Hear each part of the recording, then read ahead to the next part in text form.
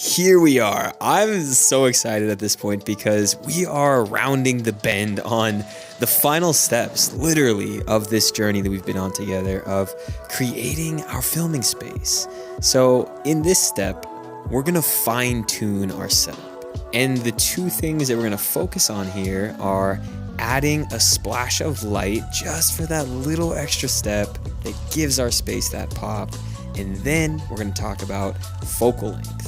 So here I just have a really simple pair of RGB lights that I got off Amazon. Super inexpensive, super easy to use. So what I'm doing with these is first taking off the brackets and the stand that came with the lights, and I'm using this kind of clamp mount that will allow me to attach both lights to the frame of my curtains. That keeps everything out of the way. I don't have to use any extra C-stands or any extra equipment to hold these in place.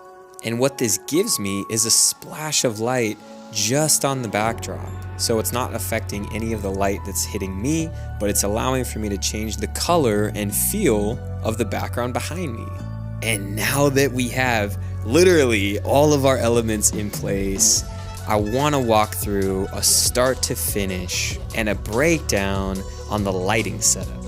So this is from square one. This is just the ambient light that's in the room. And the first thing that I'm going to do is start with turning on both of the practical lights that we added to our shelves in the background. Oh yeah, and I forgot those tiny string lights that I added to one of the vintage cameras in the top left. And that's kind of our base layer of what's going on in the background. Now the circular light is also giving me a little bit of a rim light and a little bit of a kick on the left side of my face. This is exactly what you want to do in your setup, is have some kind of light that's either giving you a hair light on the top of your head or a rim light around on your jaw or shoulder area, because it's going to give you a highlight that's going to make you stand out from the background. And boom, there is our main lighting source, which is called our key light. This is the soft and diffused lighting source that we set up earlier that's about 45 degrees off to one side of the camera. And this is where our rim light in the background that's adding that highlight on the side of my face comes in handy. So if I flip this off real quick, you can really quickly see that the side of my face opposite of my key light now kind of blends into the background too much.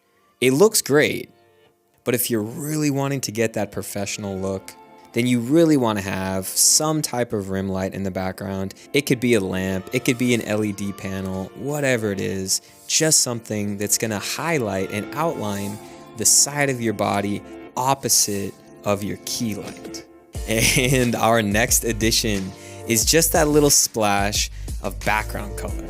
Like I said, this is an excellent addition because with very little effort and a very low amount of money, we can instantly change the color palette and the emotion that our backdrop is going to create for our viewer. And here's what it looks like with the intensity of that background taken all the way down and taken all the way up. Now I want to do that same thing for our key light. This is with it taken all the way down, and this is with it taken all the way up. Now, of course, that's too bright, so I set my key light to 40% intensity. That's the sweet spot. Now it's time to move to focal length. Now at the beginning of this process, I set my focal length to 28 millimeters. But I want to see what the same setup will look like at different focal lengths so that you can get a feel for what focal length is right for your setup. Boom. Here's what it looks like at 24. It's actually a really big difference. That's only a 4 millimeter change, but you can see it's a lot wider and we're seeing a lot more of the background, and we also feel kind of a little too far away from the subject. And this is what it looks like at 35 millimeters. You can see it's not too bad. It's kind of more of a documentary feel. We're a lot more zoomed in, and now we're starting to really compress the laptop in the foreground, me in the middle, and then the background in the background. It's kind of getting squished together at this focal length.